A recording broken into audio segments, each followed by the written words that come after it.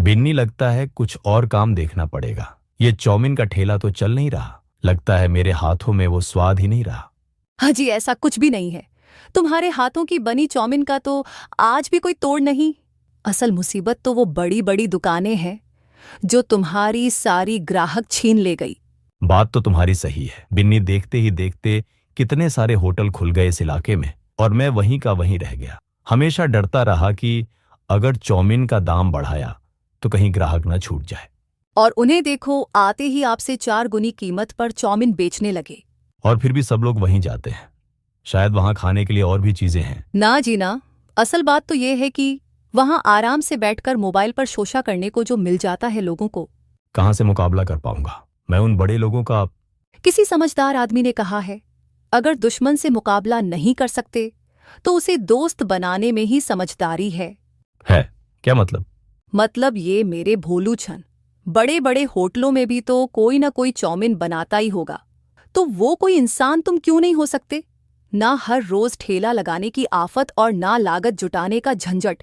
बस जाओ, चाउमीन बनाओ और महीने के पैसे हाथ में। मेरा दिल कहता है जी, अगर कोशिश करोगे तो बात जरूर बनेगी। अपनी पत्नी बिन्नी के इस भरोसे पर भरोसा करके सुमेश ने एक बार कोशिश करने की ठानी।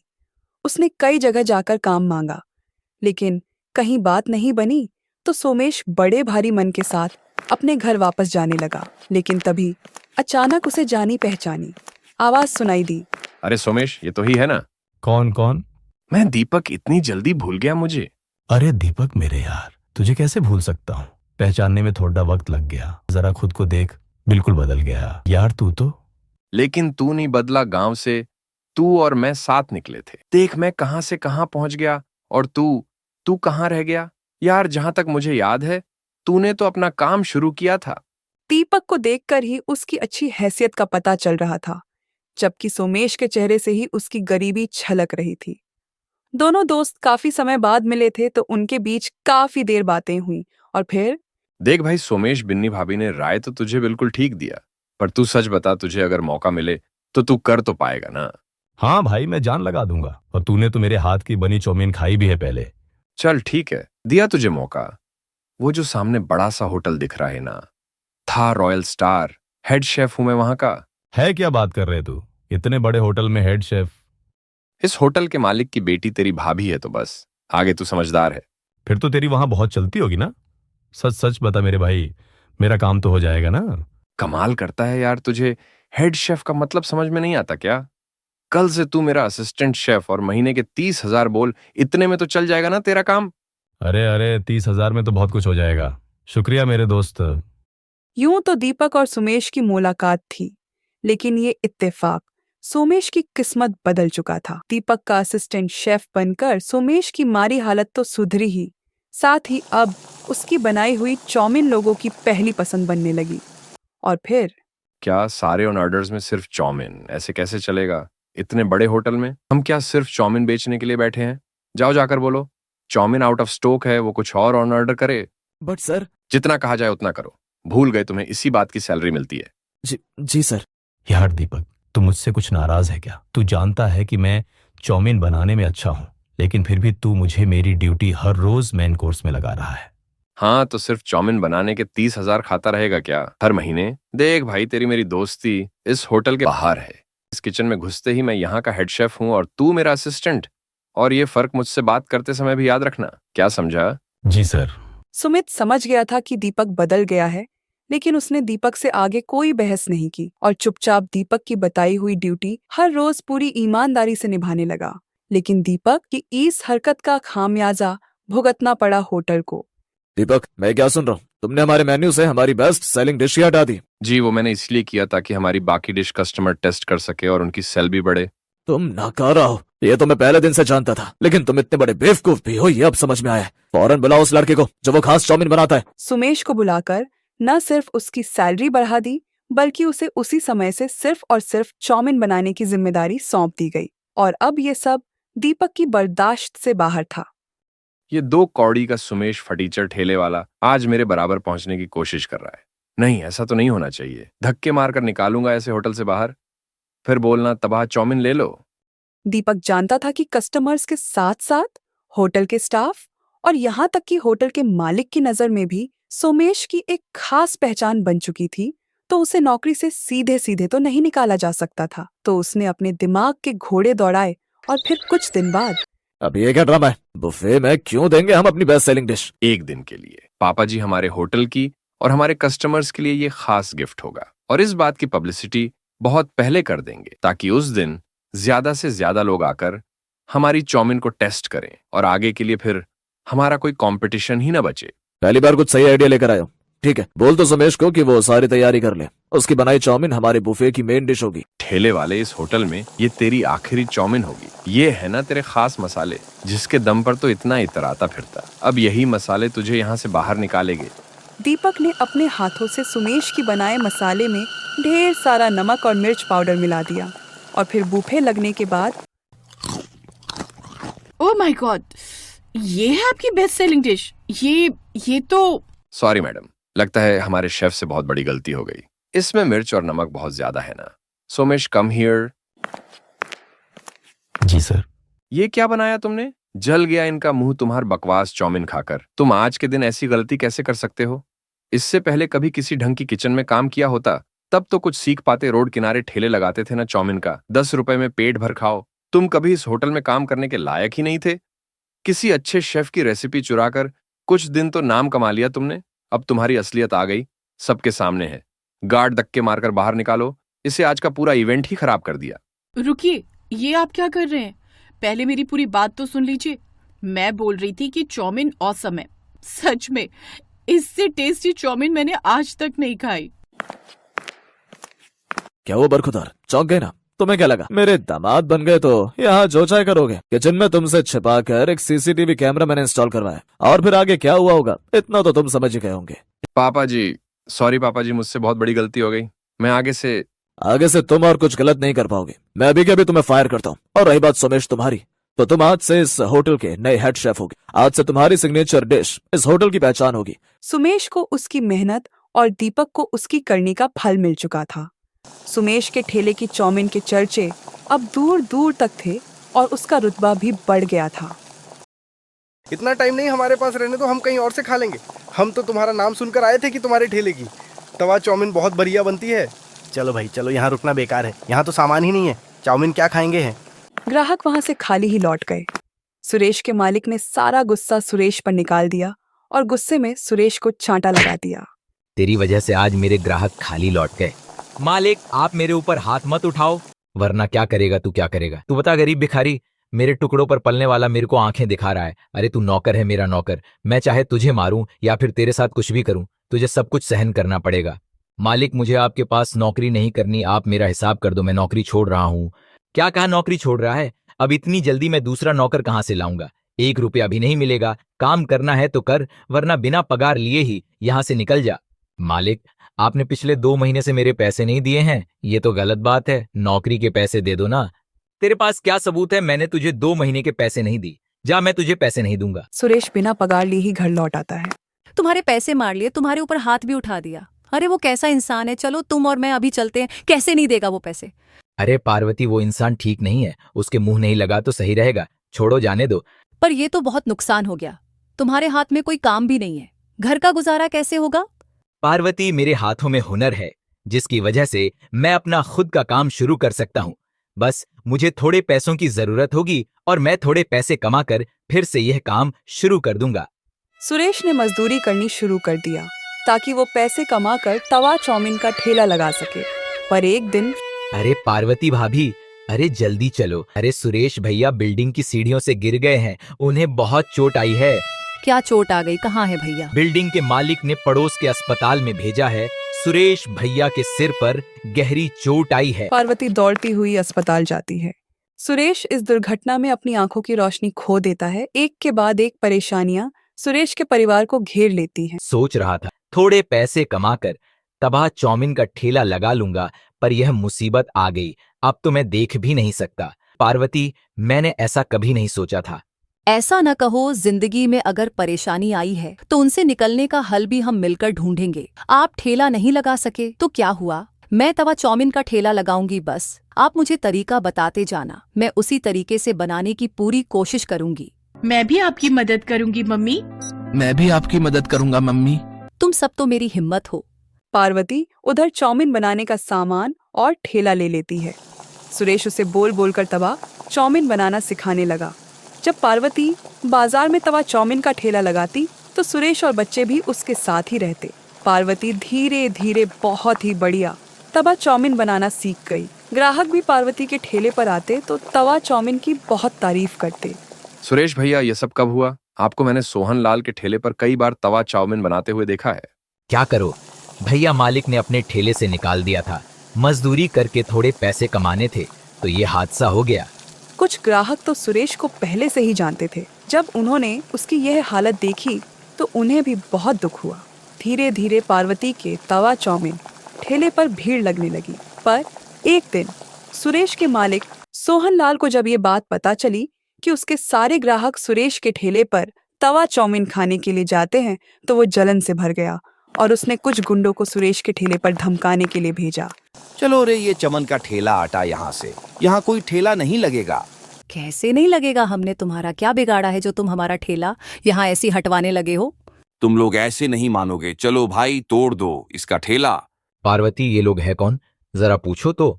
सोहन लाल जी ने भेजा। उनके सारे ग्राहक तुम्हारे ठेले पर आने लगे हैं और वो ऐसा कभी नहीं चाहते। इसलिए उन्होंने कहा कि तू अब यह काम बंद कर इस एरिया में। बस उनका तवा चाउमीन का ठेला चलेगा, समझे? क्या हमें धमकी दे रहे हो?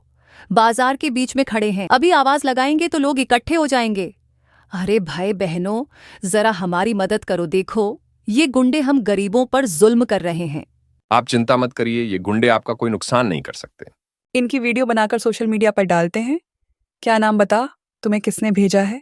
गुंडे थोड़ा घबरा जाते हैं। उनके आसपास लोगों की भीड़ जुटने लगती है, जिनमें से कुछ मीडिया के लोग भी थे और कुछ जर्नलिस्ट, कुछ यूट्यूबर। उनको देखकर गुंडे बुरी तरह डर जाते हैं। इतनी देर में सोहन लाल भी आ जाता है। अब तो भीड़ सोहन लाल के पीछे पड़ जाती है। इस बेईमान ने मेरे पति के 2 महीने के पैसे मार लिए और इन्हें नौकरी से निकाल दिया। आज मेरे पति की हालत इसी की वजह से है। सीधी तरह से इन गरीबों के पैसे लौटा दो, वरना तुम्हारा ये हाल होगा कि तुम सोच भी नहीं सकते। मैं एक न्यूज रिपोर्टर हूँ। भले ही आज मैं ड्यूटी पर नहीं हूँ, पर अपना फर्ज भरी भांति जानती हूँ। नहीं नहीं, मैं पैसे देता हूँ। सोहनलाल डर जाता है और वो पार्वती के हाथ में सुरेश के पैसे और बाकी सबके कहने पर उसका जो भी नुकसान हुआ उसमें पैसे बढ़ाकर देता है और उस दिन के बाद उन्हें तंग न करने का वादा करता है। काफी लोग सुरेश और पार्वती की मदद के लिए आते हैं और फिर सुरेश का इलाज भी कराने के लिए बहुत से लोगों ने मदद की, जिससे सुरेश की आंखों का ऑपरेशन हो गया और उसकी आंखों की रोशनी फिर से लौट आई और सुरेश और पार्वती दोनों मिलकर अपने तवा चाउमीन के ठेले पर मेहनत करने लगे। माँ, ये पानी तो बहुत गर्म है, मुझे ठंडा पानी पीना है। आपको पता है, मेरी सहेली राधा के पापा कल नया फ्रिज लाए हैं। आज जब मैं उसके घर गई थी तो मैंने वहां पर इतना ठंडा पानी पिया था कि आपको बता नहीं सकती।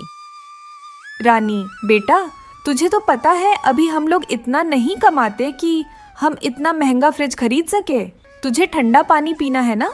आज मैं काम से आते हुए मालकिन से बर्फ लेकर आऊंगी, फिर बर्फ का पानी ठंडा करके पी लेना। मैंने रोटी बनाकर रख दी है, तू खा लेना। माँ, मुझे बहुत गर्मी लग रही है, क्या मैं भी आपके साथ काम पर चलूं? वहाँ पंखे की हवा में थोड़ी देर बैठ जाऊंगी तो गर्मी नहीं लगेगी। ठीक है चल, पर वहाँ जाकर चुपचाप बैठना, कोई शरारत नहीं करना, नहीं तो मालकिन गुस्सा करेंगे। ठीक है माँ, मैं वहाँ पर चुपचाप बैठ जाऊंगी, कोई शरारत नहीं करूंगी। रानी की माँ घरों में सफाई बर्तन का काम करती थी और पिता रोजाना की मजदूरी करते थे। गरीब के लिए तो हर मौसम एक चुनौती बनकर आता है।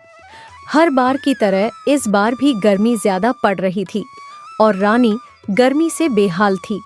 पंखे की थोड़ी हवा मिल जाए, यह सोचकर रानी आज अपनी माँ के साथ काम पर चली जाती है। रानी को साथ क्यों लाई, क्या हुआ? मालकिन ये साथ आने की जिद करने लगी तो लाना पड़ा। मैंने उसे मना भी किया पर ये मानी नहीं।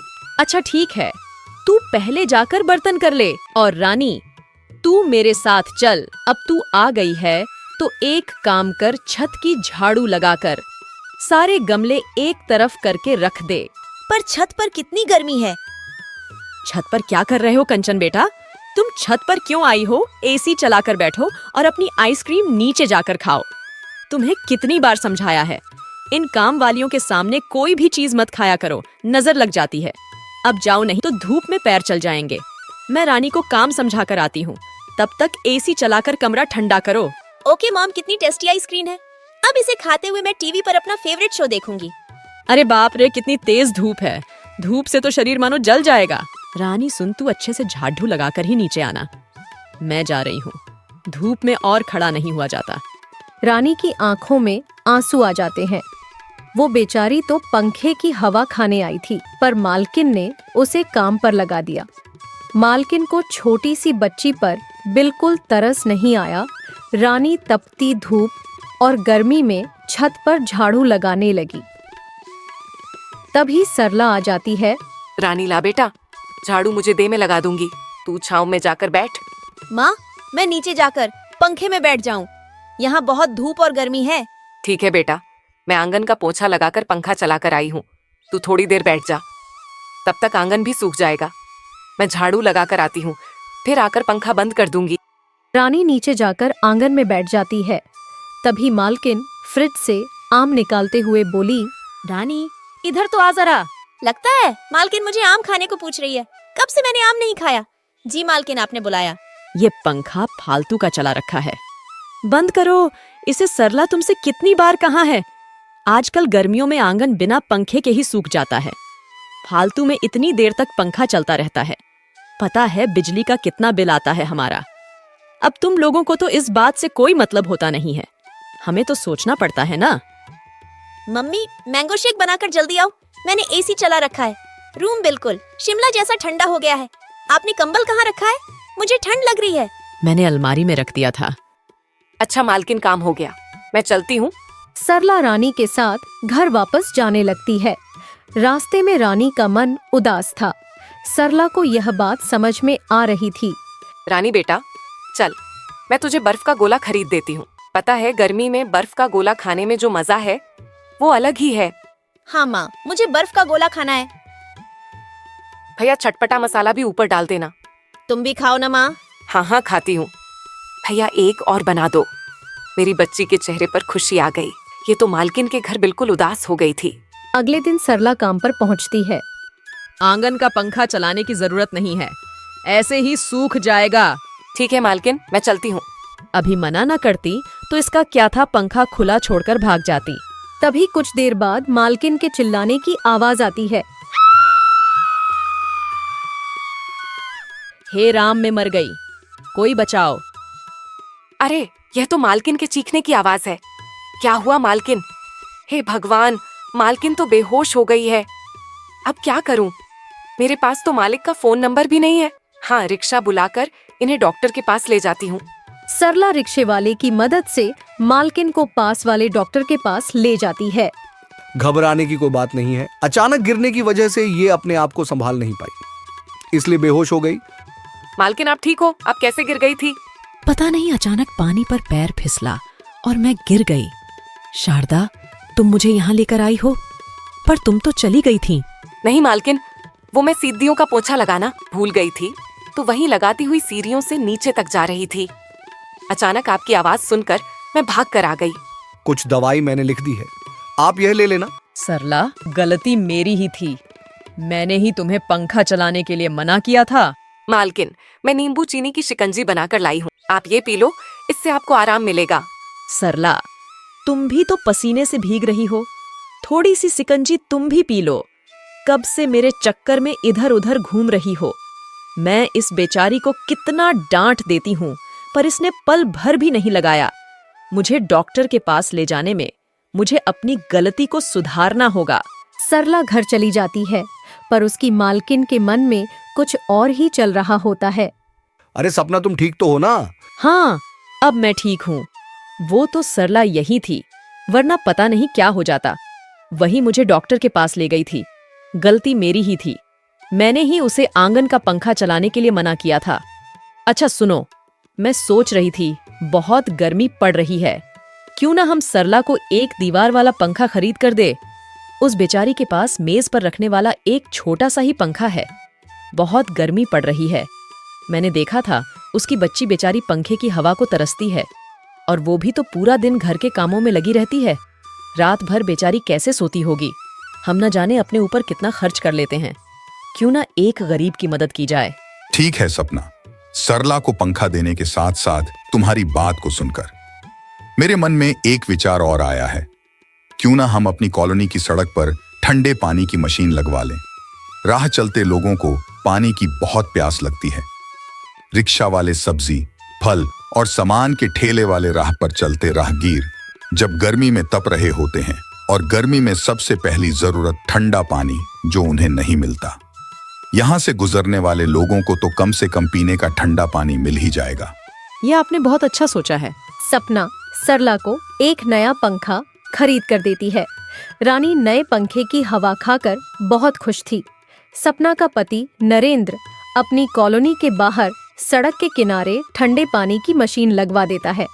वहां से गुजरते हर आदमी को गर्मियों में ठंडा पानी पीकर राहत मिलती देख सपना और नरेंद्र बहुत खुश थे। दोस्तों, अगर आपको हमारी कहानी पसंद आई हो तो लाइक, शेयर और कमेंट करना न भूलें, और हमारे चैनल को सब्सक्राइब भी जरूर करें ताकि हमारी कहानी का नोटिफिकेशन आपको सबसे पहले मिले।